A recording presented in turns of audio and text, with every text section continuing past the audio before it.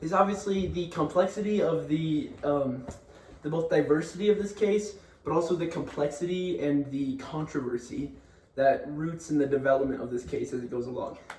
So let me grab my notes up here.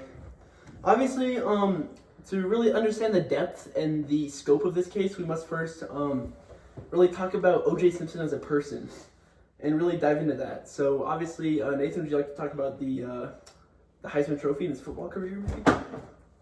Yes, I would like to talk about it. So,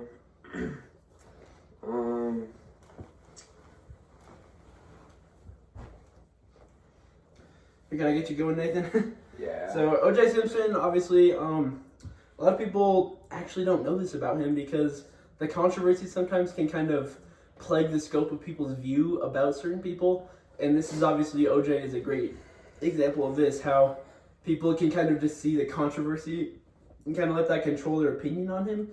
But a really important thing to notice is the athletic excellence that he exhibited. So obviously O.J. Simpson won the Heisman Trophy, so obviously there's some prestigious achievement there with college football. You want to talk a little bit about that, Nathan? Yeah, in particular, he won the Heisman Trophy at USC, which I think ultimately allowed him to get noticed by NFL scouts and allowed him to become an NFL MVP. And I guess that must have led to lots of attention towards him because it allowed him to have a successful Hollywood acting career. And I think something here. Can I have the mic? I think something really important to consider here is kind of the ways that sometimes people can kind of hear one thing about OJ, and that's just the murder, obviously. Mm-hmm. And I think Dylan here is a good example of this. Out of our kind of selection pool of people for this podcast today, we kind of picked Dylan to come on today because he personally doesn't know about the Heisman Trophy. He's completely new to that concept. And we asked him, we said, hey, do you want to come onto our OJ podcast?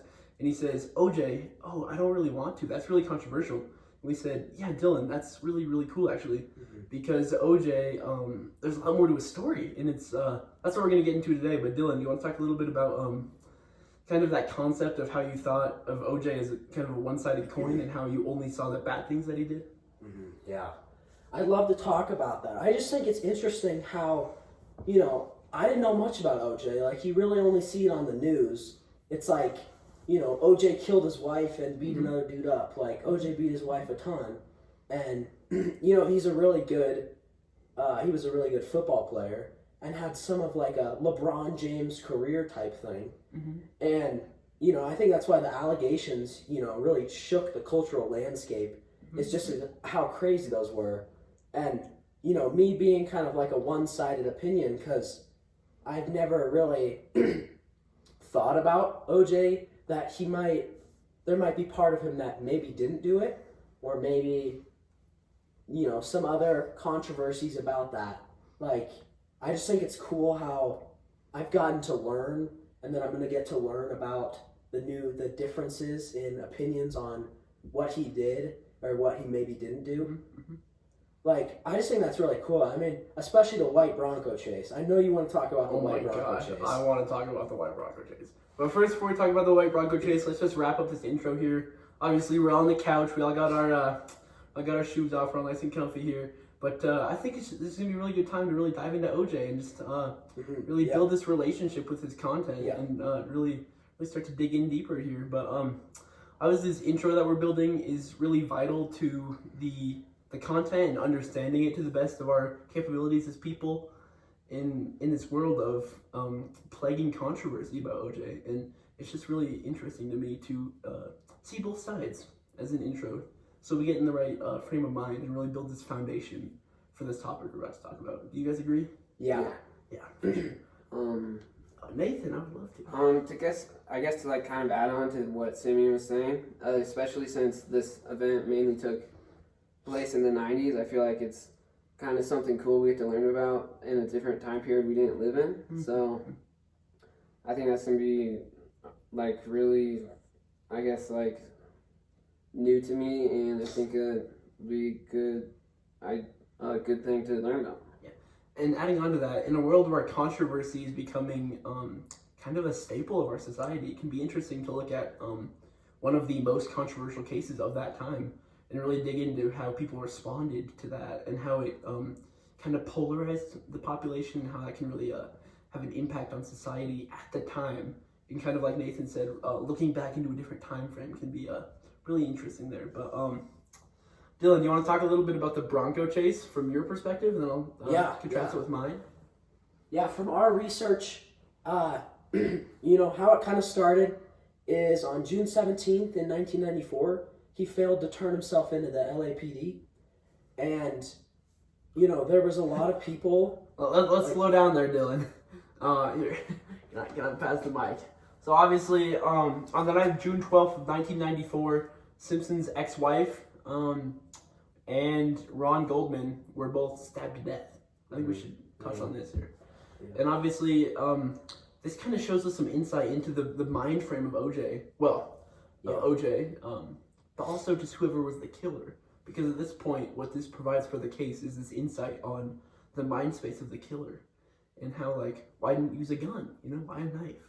And it really shows us, like, what we're up against here. Like, this is some crazy stuff going on. And, like, both with this concept of using a knife, it shows some sort of, like, mind space that they were in, but also just reflected back on the celebrity being of O.J. Simpson and how this is not only just, like, publicity, but also how, like, this can really show more for, just like the bigger world, and the press obviously is affected by this, and just a lot of interesting implications there with this case. But Dylan, back to you. Yeah, I mean, I think, you know, me not knowing much after researching, you know, it's cool how, like, it's not that he's just a sports hero, he's possibly a figure in a double homicide. And it's really, you got to understand how the trial just shook the nation. And you have to really just know who he was prior to that night. And that's kind of where the successful career of Hollywood actor, NFL star comes in.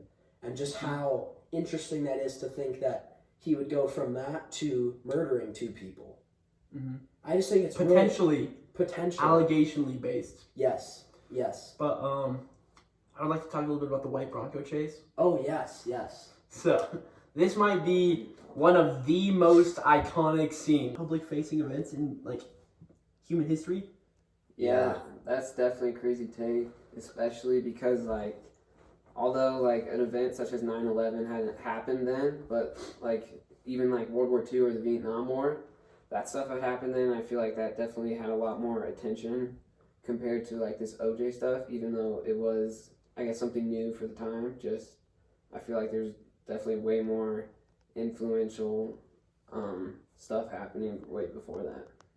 And obviously, you mentioned 9/11. I appreciate that reference. But obviously, this idea that obviously 9/11 was like a terrible tragedy, and that's going to influence America and the people of New York forever. But just this idea that, like, nothing has happened to a more public-facing individual than O.J. Simpson. And nobody's been tried for double homicide at that level of peak of publicity and that level of fame and fandom and things like that. And that's why I think that O.J. is a very unique and special case in this history, in the books, obviously. But Nathan? I feel like definitely, I feel like his career, like, such in, like, Hollywood and, like, the NFL and college, like, all that attention, maybe, like, I guess, in a way, kind of influenced his ways, or, like, kind of messed with him to, I guess, try and commit those crimes. And I feel like maybe because he thought he had enough public supporters and publicity that he wouldn't, like, people wouldn't think he would do such a thing, and maybe he thought he could get away with it.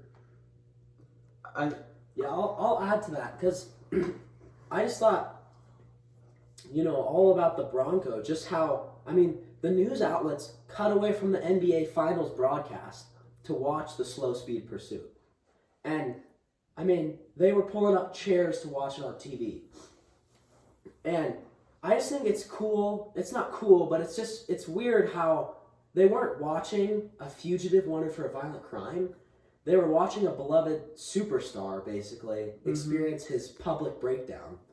And it kind of showed that it wouldn't be treated like a normal investigation. And it kind of brings up the critical question, like, do you think the spectacle of the legal matter would have been different or could have occurred if he wasn't such a revered sports and media hero first? You know? I would like to say something about that. I think obviously with this case, the effects on the public and obviously OJ fans and football fans in general, obviously it's going to have a very polarizing effect on the general public. Because obviously if you support OJ, you're going to be diehard, NFL fan, USC fan, you're going to be right there in the trenches in the trial with OJ, right? I mean, obviously we see with this Bronco chase, 90 miles per hour down these main roads, OJ supporters are lining the streets and they're clapping for him and they're applauding him and they're seeing OJ Simpson and they're taking his side. And this is where we see this polarization is we see that this Bronco chase and we see maybe OJ Simpson did this terrible thing with this double homicide, but really he still has this fandom and this support. And that's what makes this case so interesting because on the other side of the polarization, obviously, you're really going to hate OJ. If you hate OJ, then you're really going to hate OJ, And that's what's really that's what really sets the stage for the trial, obviously. And that's what I think makes it so interesting is that polarizing effect that it had on the nation at the time. Nathan? Yeah, I'd just like to add on that, but do you guys think it was because he was running from the police because he committed the crimes, right? Or he was just scared, Some people are usually just scared of the police, like. Yeah, I mean, this actually segues us into a great historical conversation about this. And that's the race talk. That's the race conversation. Because this is 1990s. I mean, this is very much still racial tension is very present. And many many would say that racial tensions were a big piece in this OJ case. And obviously racial tensions played a big role in this case, in this trial, and with the way that people saw OJ. And many people think that this innocent or guilty ruling, obviously, with this court system is going to be a lot based on race because O.J. Simpson was a black man. And obviously this is 1994, which wasn't that long ago. But even still today, I mean, this speaks truths about racial ideologies and modern racism, honestly. And that might not be something that people always think about with O.J., but that ties in with both the polarizing effects of the case and the chase with OJ and the Bronco chase, but also it connects to what Nathan was saying with the question of would this have happened to somebody else, someone less popular, someone white maybe, and that just brings in some really deep insights on the more political side of things. Yeah, I think we could start diving into probably the prosecution and the trial probably, and the main course of this story. And I just think so. The prosecution led by Marcia Clark and Christopher Darden, it was focused heavily on the documented history of domestic violence prior to their divorce in 1992, the Simpsons' divorce in 1992. And they, pivoted the strategy in Tyler. They, they used that information kind of, but differed the information to follow up on new leads to prosecute OJ. And, there's a lot of physical evidence, specifically the glove. And, I've always wondered, do you think forcing Simpson to try on the bloody leather glove in front of the jury was the single biggest unforced legal error in history? I mean, I don't think that question can be a yes or no question. I think it's more of a spectrum of ideas. Yeah. And obviously with the glove, I mean, you have to obviously take into account the blood pressure medication, but also the fact the glove just didn't fit. And it's just so much you can't know about this case. And that's what makes it one of the most fascinating cases of the last century, in my opinion. Is that crazy? Crazy take? Yes?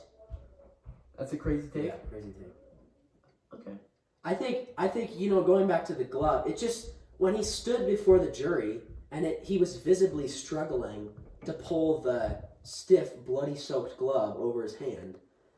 It created this visual image that it just completely undermined the prosecution's case because it didn't fit his hand, and that was the one that was found at the murder scene. So it's just interesting to think about, And I think obviously, Johnny Cochrane's Simpson's lead lawyer, obviously the famous line, "If the glove doesn't fit, you must acquit." I think this is a very vital part of this case because it's building up to this pinnacle of this case. I mean, obviously you have the two legal teams working for and against Simpson, but also you have this idea of the glove not fitting. And it brings us to a crossroads of, did OJ actually do it? Mm-hmm. And it flips a 180 on the public in America. And like we talked about with the polarizing effects, this is going to polarize America even more.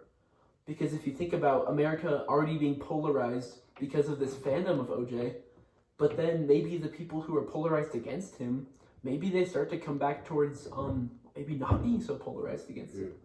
Because you get on national TV everywhere. I mean, people are watching this case for all over the world, different time zones, different countries. I mean, everyone loved OJ or hated him. And so everybody was dying to see this trial. And when you see this stark visual representation of innocence, it can kind of make you ponder everything that you thought about him. And obviously we have this preponderance of evidence with OJ, the double homicide, the glove, which had OJ's DNA on it, and the blood, and then obviously the Bronco chase too. All of this is building up. And then ultimately the case was like I said, the pinnacle. But once you see that this glove doesn't fit, it can become really, really interesting to see that. All of this food here, me and Dylan really watched you start to enjoy this food. So how does this change your opinion on corporate America with a specific lens on fast food restaurants? I definitely think it's changed my opinion in a lot of ways, especially as someone who doesn't eat McDonald's regularly, like Simeon over here. Okay, continue. And I just feel like, I don't know, maybe in 5 years, I might look like Simeon. No! It's interesting to think about. I mean, like corporate America, corporate McDonald's, like this stuff, like chicken nuggets, like what even is that? I mean, like if you really think about it, like is it real chicken? Is it real meat? Like, I mean, and you're coming from a lot more of a literal standpoint, but I would like to come from a more like worldview standpoint, and I'd just like to kind of reflect on how McDonald's has kind of taken over the fast food monopoly as an industry. Change your life. Huh? Yeah. And as this franchise has like really built itself up on this podium as a restaurant, and even though its food is comparable to others, there's this mark in these people's minds of Americans that like McDonald's is the quintessential fast food restaurant of America. And that's just the image that is placed on America and that America is placed on it. So it has this codependent relationship between fast food America and McDonald's to build this foundation of America and what we see with this reflection on food that we just ate. Do you guys agree with that? Yeah, I just think, I mean, I don't know. It's a lot to think about, because McDonald's being like one of the first like fast food restaurants, and it's like an easy meal if you're, looking for something semi-cheap. Even the prices have been jumping up lately, in the past few years at least.